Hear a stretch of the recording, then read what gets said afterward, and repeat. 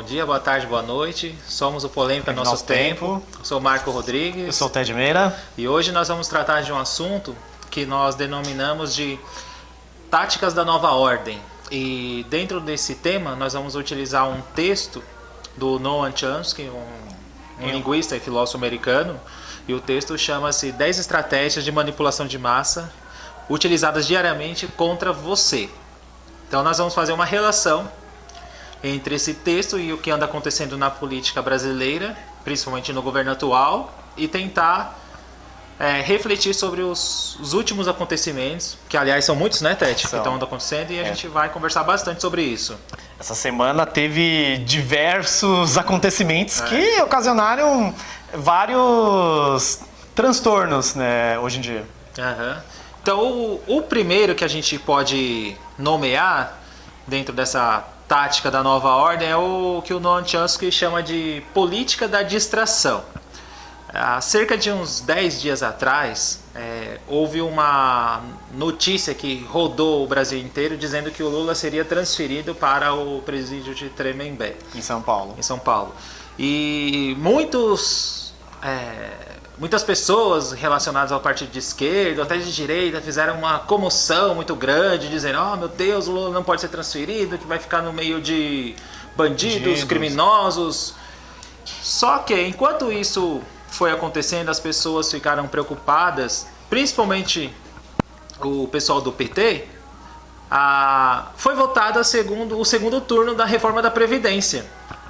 Então, o que isso mostra pra gente? Você elege um fato, você solta na mídia, todo mundo se preocupa única e exclusivamente com aquele fato, enquanto isso, vota-se determinados interesses de alguns grupos políticos, onde as pessoas vão ser penalizadas. A gente sabe quais são as implicações da reforma da Previdência para os trabalhadores, e ela foi votada tranquilamente, sem ninguém saber, inclusive eu, o Ted e muitas pessoas da esquerda. Alguém soube da votação do segundo turno? Quase ninguém, na época porque todo mundo estava preocupado com a prisão do Lula.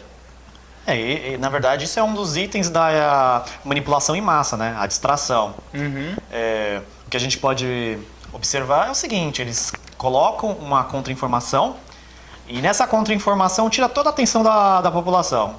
Exatamente, que é o quê? É a criação de situações para confundir a população ao invés de esclarecer. A gente sabe que os jornais, esses que passam esses jornais de massa, o Jornal da Globo, da SBT, esses jornais, eles vão fazer um fato e, logicamente, que eles vão favorecer o governo atual, porque qual é o discurso da reforma da Previdência? Que o governo vai fazer uma economia de bilhões, mas não explica quais vão ser os impactos para as pessoas, para os trabalhadores. E quanto vai custar essa transição dessa nova política? Exatamente, e isso é o que a gente chama de política de distração.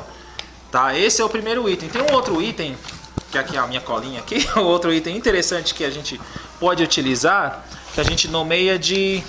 Número 2. Número 2. Tá aqui. Opa, vamos voltar aqui. Número 2, que é criar problemas e depois oferecer soluções. Nós vamos separar alguns porque são muitos. Na verdade são 10. São 10, né? Assim, dos problemas eu falo dos governos atuais. Existe um projeto extremamente importante que está rolando no Congresso na surdina, que inclusive muitos partidos de esquerda não falam sobre esse projeto, que é a PL 2418, que é o quê? Esse projeto ele visa a continuação daquela lei antiterrorismo, infelizmente feita pela Dilma Rousseff. Tá? Isso não foi o Bolsonaro que fez, foi a Dilma lá do PT que fez. E o que visa esse projeto? A vigilância, eu estou aqui esclarecendo como é o projeto, vigilância de práticas terroristas na internet. Então a justificativa do projeto é a seguinte: que existem muitas práticas terroristas que acontecem na internet, e o ponto de partida do autor do projeto, que eu não me lembro o nome agora, mas a gente coloca na descrição do canal, que é o caso do atirador de Campinas, aquele que entrou na igreja e atirou nas pessoas e depois ele se matou, e o caso da escola de Suzano, que houve aquela fatalidade. A gente sabe que isso é um ponto de partida, que esse é o problema elaborado, que eles nomeiam de terrorismo, e depois eles propõem a solução. E nesse meio tempo, olha só que interessante, o nosso ministro atual da Segurança Pública e da Justiça, Sérgio Moro, e ex-juiz, foi para os Estados Unidos fazer um curso de práticas de antiterrorismo. Então, por exemplo, o que eu estou querendo dizer com isso? Se você, por exemplo, está desenvolvendo informações críticas que faça a pessoa pensar sobre determinados assuntos atuais e algumas pessoas do governo julgar que isso pode ser uma prática de terrorismo que não é muito claro, ele pode violar suas informações e ir atrás de você.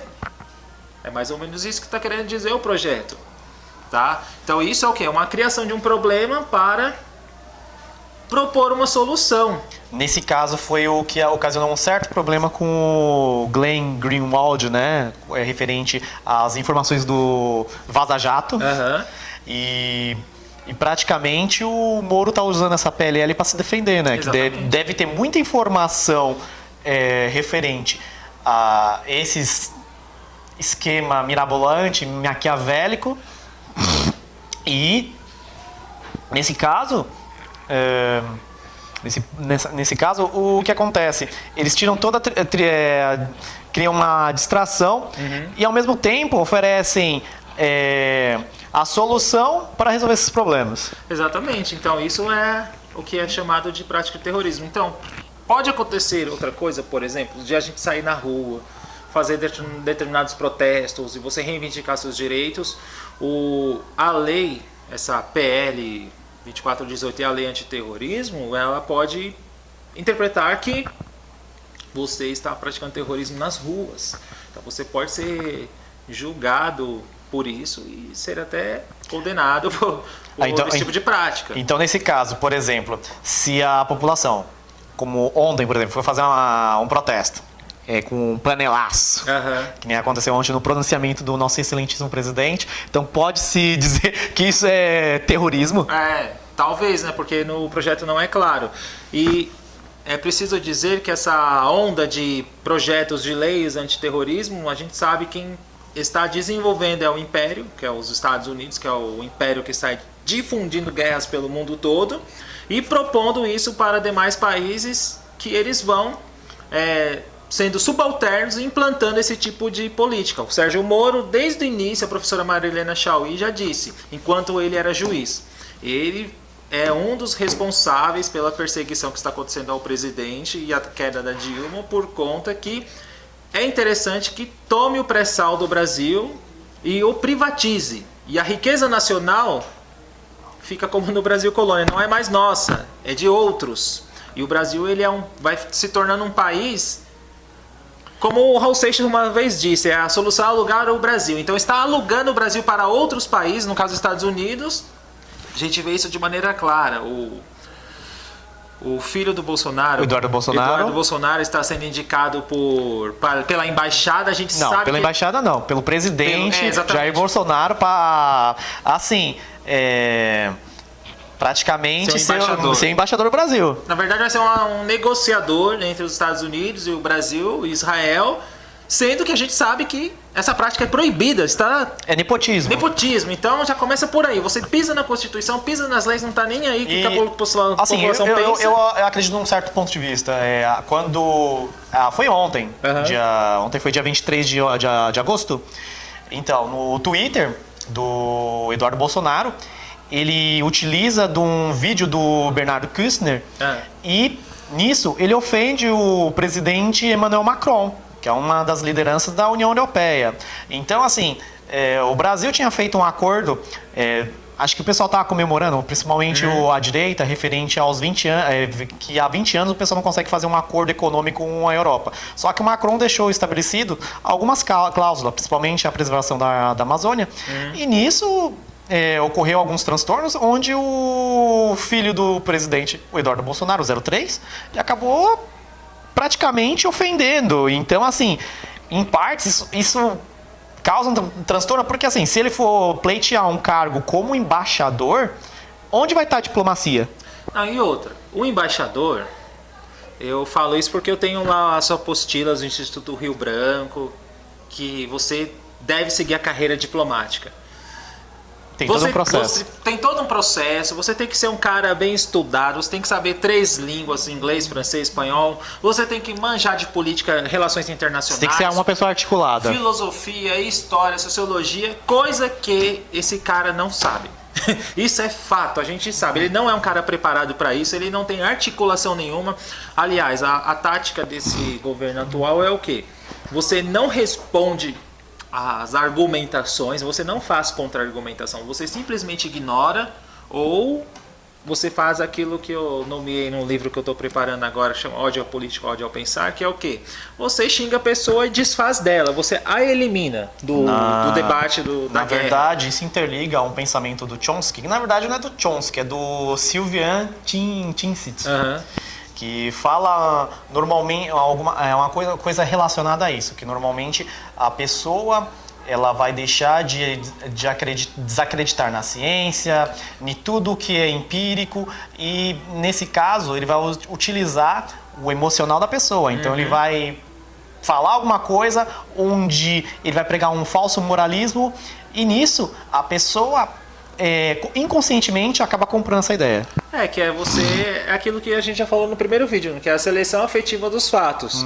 Então, a gente pode até intercalar sobre esse assunto que você disse, que é a questão da queimada da Amazônia. Certo. Houve essa queimada toda que chegou aqui em São Paulo, eu estava lá dirigindo. Foi de repente anoiteceu.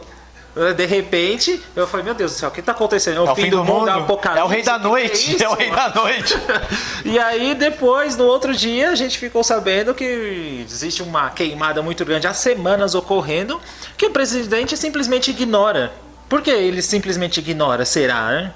Porque depois que ele assumiu a presidência, o índice de desmatamento triplicou. Nesse primeiro semestre, ele fez ele foi fazendo desmonte do IBAMA, foi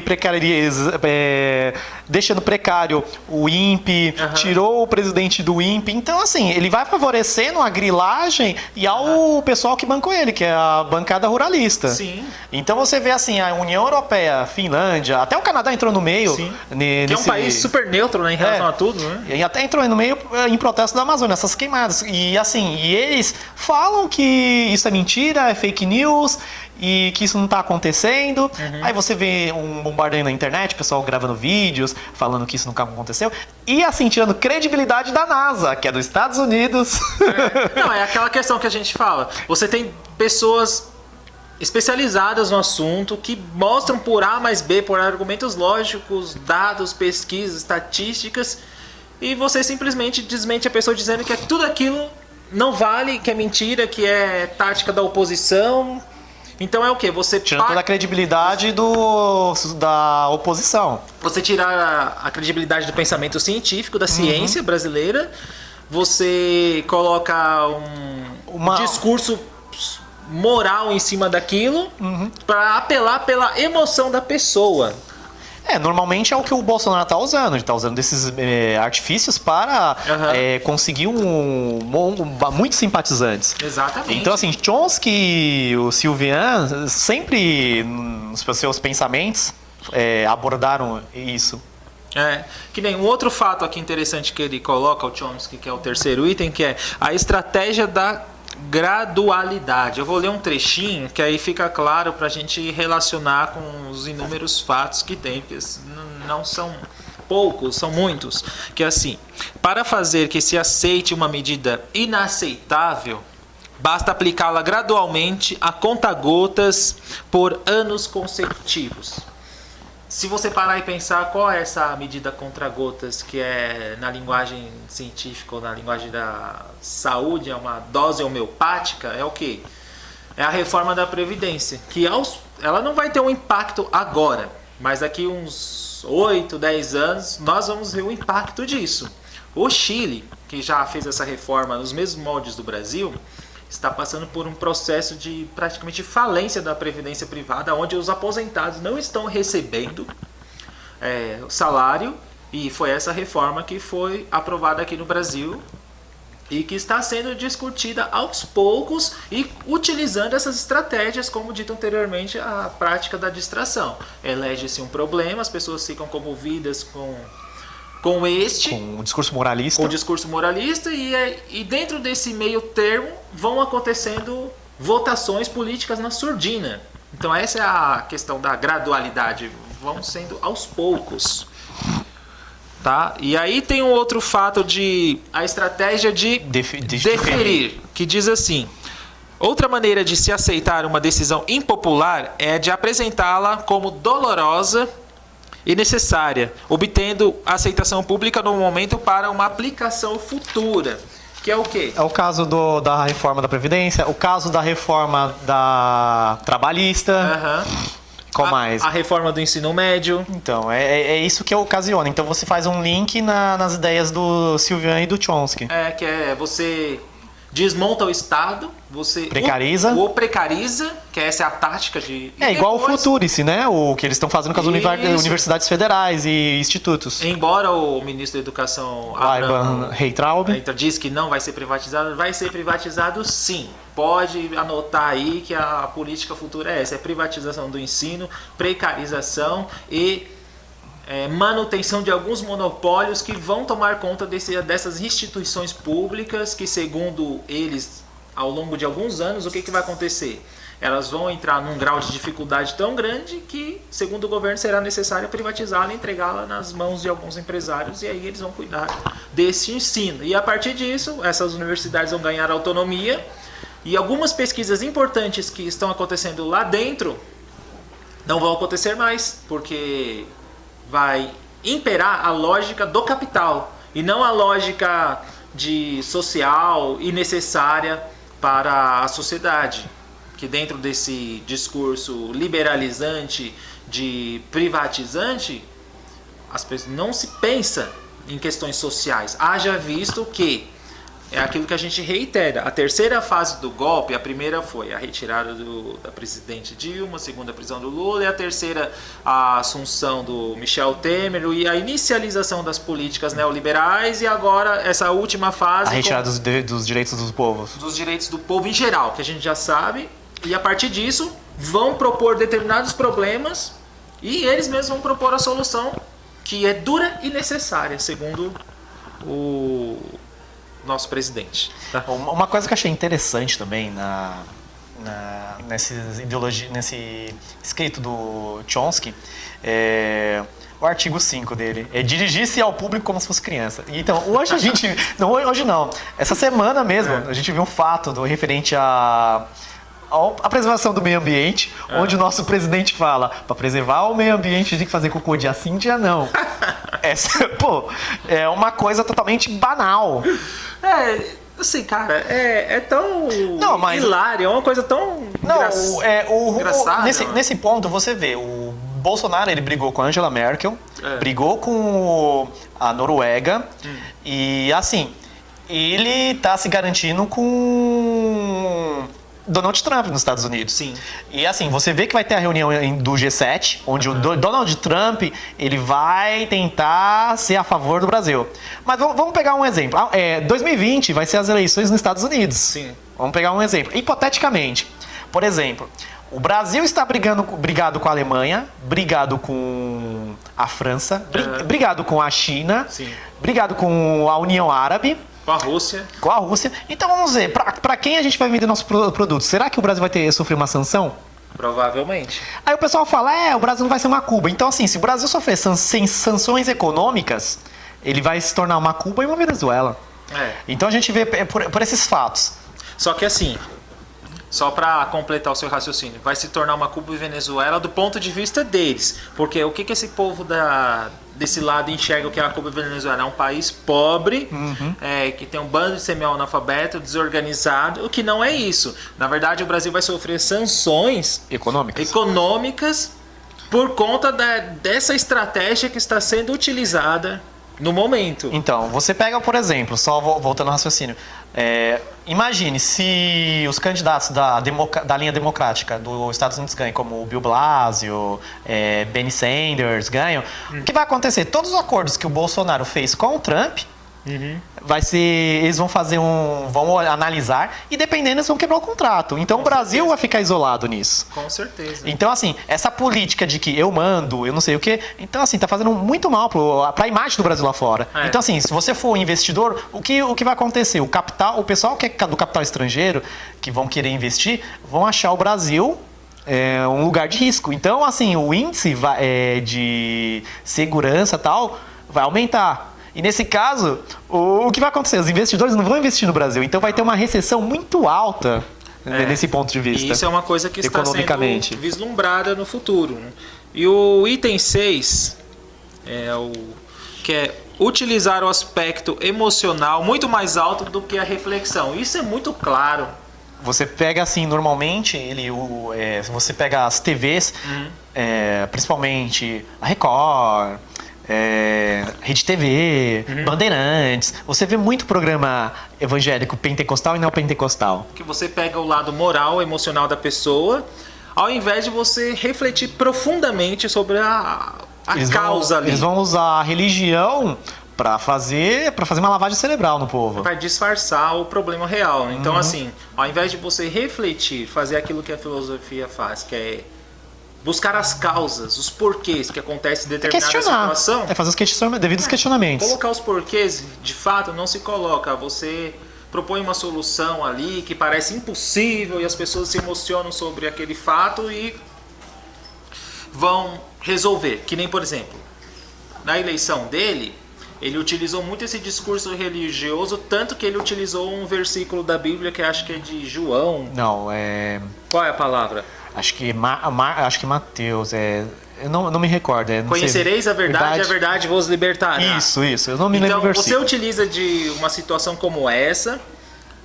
Que verdade é essa que vai libertar? Segundo ele, é que o Brasil está entregue ao comunismo, a essa bandalheira toda que está acontecendo, esse bando de pessoas nas ruas praticando um monte de imoralidade. E o Brasil será necessário de um líder para ungido para libertar o povo. E esse líder é ele mesmo, que é o nome de Jair Messias. Ele usa o Messias. O Messias em hebraico significa ungido. É o Salvador. Então ele se coloca como o Salvador da pátria. E é a continuidade daquele documento, essa política que ele está seguindo, do Ponte para o Futuro, do Michel Temer, que é toda essa neoliberalização do país. Na verdade, no Ponte para o Futuro é um retrocesso. Não, é uma ponte para o abismo, não é uma ponte para o futuro. A gente está jogando a gente para o abismo, para o buraco, né? Essa é a realidade. A retirada dos direitos sociais, a perseguição sobre essa lei antiterrorismo, que ele se apropriou do PT, que foi um erro fundamental que o PT fez, eles não falam isso, e a implementação dessa PL 2418, que aliás nenhum partido de esquerda fala. Por que vocês não falam? Vocês deveriam explicar o que é a PL 2418 e qual vai ser a implicação dela no dia a dia da vigilância sobre as pessoas. Então você vai ser vigiado o tempo todo, 24 horas por dia.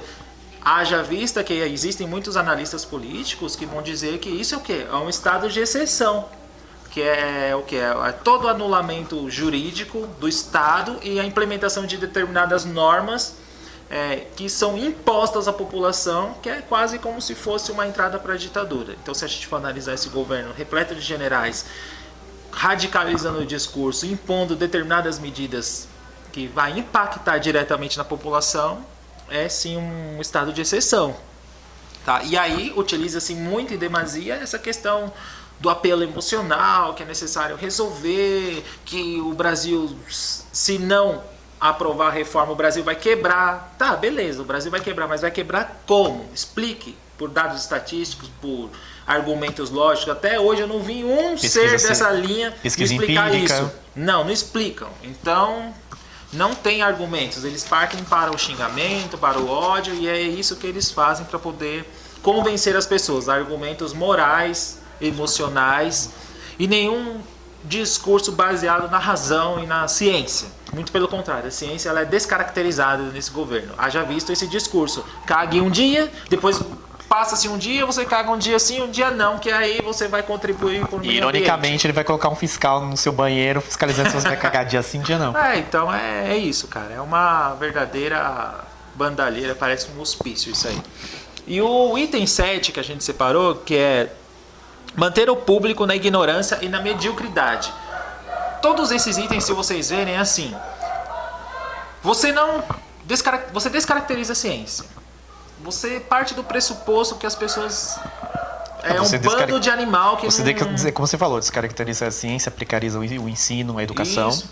E você parte do pressuposto que as pessoas são ignorantes, que elas não sabem nada. Então você pega e faz um discurso extremamente voltado para até uma criança de 5 anos entende que aquilo é burrice, mas você parte disso para convencer as pessoas que um determinado problema muito complexo é uma solução que aparentemente é pífia, é horrível, ele coloca como uma solução universal para o problema, como a questão da solução do meio ambiente, do cocô. É uma coisa assim, você parte do... Você acha que outro que está conversando com você não tem nada na cabeça, ela é vazia, e você propõe uma determinada solução como essa. Aliás, e você demite o diretor do INPE dizendo que aqueles dados estatísticos não são válidos. Ele estava há 20 anos... Que é exagerado, né? Governando o próprio Bolsonaro falou que aqueles dados são exagerados. Então, exagerados então, como? Eu não sei de onde ele tirou isso, mas ele falou que era exagerado. Nem eles sabem de onde eles tiraram. Aí você vê assim, por exemplo, a bancada ruralista botando fogo ali na Amazônia, usando de grilagem. Aí nisso, os caras lá fazendo pastos, né? Tentando aumentar a riqueza. Aí na hora de vender os produtos, é embargado. Uhum. E aonde vai ficar esses produtos embargados? Aonde que vai? E aonde vai o prejuízo? Pois é. Em meio a tudo isso, o povo sofrendo. O outro item, o item número 8, que é estimular o público a ser complacente com a mediocridade. Então, você estimula o público com todas essas ações, com todos esses discursos horrorosos, que não tem fundamento nenhum, vazio de sentido. Muitos vão concordar com esses argumentos medíocres, dizendo não, ele está certo, viva o mito, ele está certo, ele está no caminho certo, a economia vai crescer. Tá, tudo bem, a economia vai crescer, mas me mostre como essa economia está crescendo. Me mostre quais são os impactos da reforma da Previdência positivos para a população. A cada discurso que o Bolsonaro fala, nessa questão bem irônica, né? Ironicamente, se você for pesquisar na Bolsa Ibovespa, a cada meme que ele cria, a Bolsa cai. Então vai aumentando o dólar no Brasil. Então as especulações de investimento vai aumentando. Vai diminuindo, então ninguém vai querer investir no Brasil. Só que esses dados, assim, da maneira como você falou, ele não explica, né? Eles falam uma explicação então vamos pegar assim, o dia a dia, por exemplo. Ele fazendo isso. Então, assim, o bem de consumo básico, que é o nosso, vai aumentando. O arroz, o feijão. A cada lorota que ele fala, isso acaba prejudicando a população. E o pessoal não tem isso em mente. Outro fato interessante, sabe o que é? O último que deixa bem claro esse item 7, que é o... 7 não, 8. Dos médicos cubanos. Os médicos cubanos, que é o programa Mais Médicos feitos pelo governo anterior, ele tentou sanar uma dificuldade que os médicos brasileiros não querem fazer, que é ir para o interior, para cidades mais distantes, para estados mais distantes. Então os cubanos foram tentar ocupar essas brechas existentes, esses hiatos, vamos dizer assim.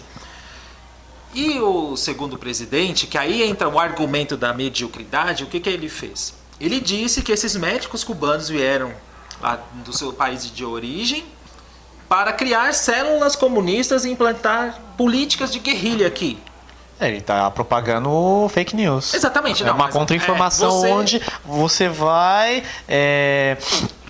implicar no discurso moralista. Exatamente. Você diz que as pessoas que vieram em causa humanitária, ele diz que vieram para fazer outra coisa e não há razão, não há fundamento nenhum nisso coisa que não faz sentido, porque os médicos cubanos vieram por uma causa humanitária, mas na verdade ele trata o seu eleitor como se fosse um burro, que não tivesse caixa craniana, que não usasse ela, e você faz um argumento para uma criança de 5 anos, que até os alunos da escola que eu dou aula do ensino fundamental de 10 anos de idade entendem que aquilo que ele está falando é mentira, que não faz sentido nenhum.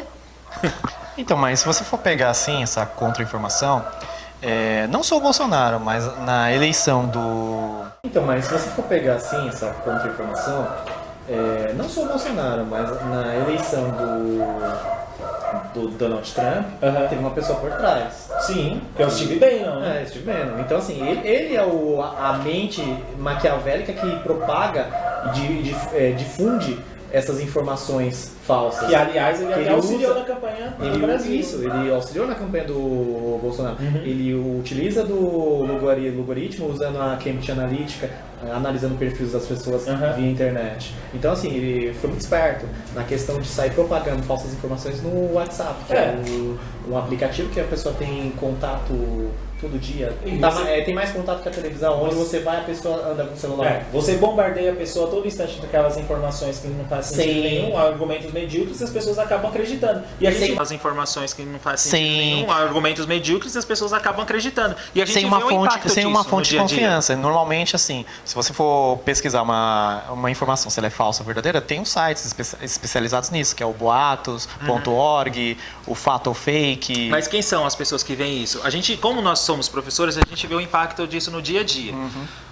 Os alunos, até as crianças, quando eu estava na escola, nessa época efervescente de eleição, as crianças falam: não, a Dilma é uma ladra, tem que prender o Lula mesmo, viva o Bolsonaro, viva o mito. Tem pais que eu conheço de alunos que se filiaram ao PSL acreditando que ele é o Messias mesmo, que vai salvar o país. Né, nesse problema assim da Dilma no golpe, se você for ver, o Olavo de Carvalho ele cresceu muito. Sim. Ele propagou as ideias.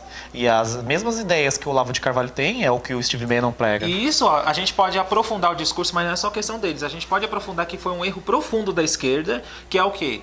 Não partir desse campo, essa rede social, partir para canais de interação mais digitais com as pessoas. Isso. E outra. A ideia é você fazer uma interação com o público, desde que, assim, jovem, adulto. Então você passar informações verdadeiras para que a pessoa tenha esse conhecimento. Só que a esquerda não fez isso, né, cara? Ela pegou, deixou esse vácuo aí, o Olavo de Carvalho tomou conta, outras pessoas da ala da direita.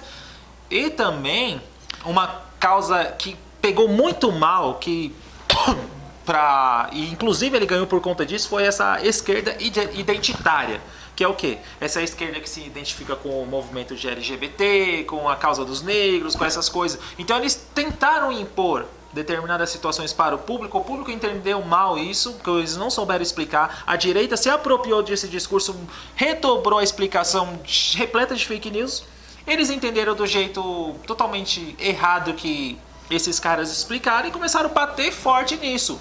Haja visto a argumentação de muitas pessoas que eu conversei na rua, eles disseram assim: eu não votei no Haddad porque ele favoreceu bolsa para transexuais, para gays, para negros, etc. Desliga o celular aí, mano. Já desliguei o celular, mano. Então isso é um erro dessa esquerda identitária, que ela tenta fazer esse tipo de discurso que as pessoas não estão preparadas, infelizmente, e acabou pegando mal e a gente acabou perdendo a eleição por Eu acho disso. que assim, o problema da esquerda hoje, ela precisa de novas lideranças. Com certeza. Eu vejo assim como o PT é um partido que está envelhecendo. Sim. Então ela precisa renovar. Ele precisa se renovar, trazendo o jovem para eles mesmos, para assim politizar essa população, entendeu? Então você pega na Grécia, assim, eles falam, né, que a pessoa que não participa da política se chama idiotas. Idiotas, né? Que é aquele que só pensa em si. Em si mesmo. E não tem um interesse coletivo. Só que a gente está vendo justamente tudo isso acontecendo, e a esquerda ela está assistindo a direita tomar conta de tudo, porque o principal erro da esquerda é o quê? você tentar fazer soluções, resolver, como esse caso do golpe, da prisão do Lula, da destituição da Dilma, pela via institucional. Isso é um grande erro que eu sempre falo, sempre reafirmo, que está lá no livro Arquitetura do Golpe, que é o quê? Você acreditar na justiça brasileira, sabendo que é uma justiça corrupta, mano. Partidária, a gente sabe disso. O Deltan Dallagnol tá aí, o Sérgio Moro, todos eles tiveram participação direta nas eleições, a gente sabe disso, e esse partido, o PT, está tentando... Na verdade, não foi só o Sérgio Moro, ajuda pra eles, se você for pegar também a elite econômica, né? Sim. Empresários, assim, você vê aquele Luciano Hang, que é dono da Havan, tem outros empresários também que, né, nos bastidores ajudaram a propagar fake news. Sim, exatamente. Bom, vamos para um outro item, né? Agora é o item 9, né? Falta mais um item. 10 se fecha. A gente fecha. Que é o quê? Reforçar a autoculpabilidade. Vamos ler o primeiro parágrafo e a gente esmiuça ele. Que é fazer com que o indivíduo acredite que somente ele é culpado pela sua própria desgraça por causa da insuficiência de sua inteligência, de suas capacidades ou de seus esforços. Que é o quê? É o velho discurso da direita, que é a questão da meritocracia. E aí eles vão usar o exemplo das cotas raciais, dizendo que os negros não entram porque eles não têm capacidade, porque a oportunidade é para todos. Mas a gente sabe que o ponto de partida de uma pessoa que teve sucesso na vida, por exemplo, um cara que teve todas as condições de acesso à cultura, escola, esporte, lazer, e um cara que está na favela, que está destruído pela vida, corrupção, questão de drogas, etc e tal, o ponto de partida dos dois são diferentes, então não há como você comparar, você fazer um discurso de meritocracia dizendo que a pessoa alcança pelo mérito. Você vê impossível você isso. vê um grande exemplo, assim, quando você mora no extremo da periferia mesmo, pessoas que vivem em condições subhumanas, ele não tem acesso à informação, não tem acesso à educação, então você vê aquela pessoa, ela aprende o que ela vê, o que ela convive.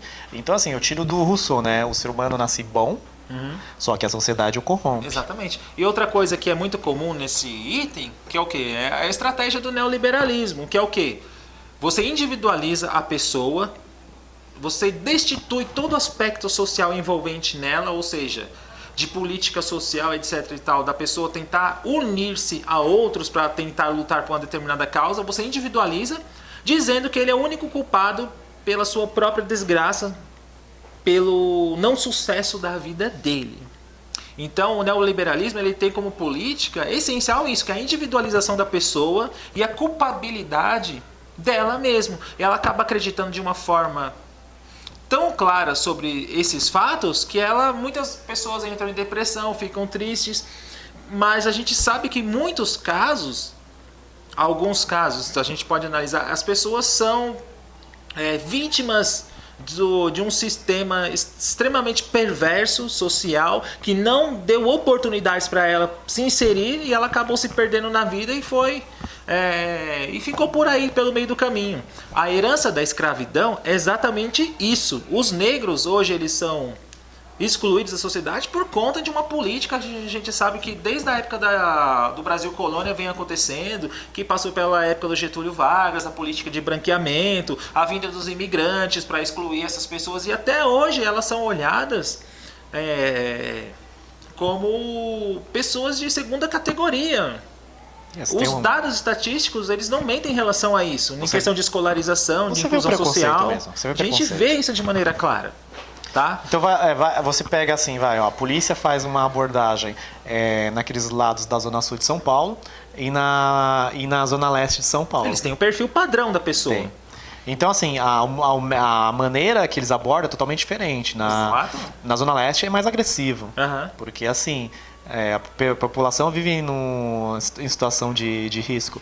E já na Zona Sul, o pessoal sabe que é um pessoal mais abastado, então já vai mais um pouco com uma determinada gentileza. Sim, é exatamente isso. A gente vê isso na Avenida Paulista de maneira clara, né? Da Avenida Paulista para a cidade de Tiradentes, a ação é muito diferente. Daí o último item, que é conhecer aos indivíduos melhor do que eles mesmos se conhecem.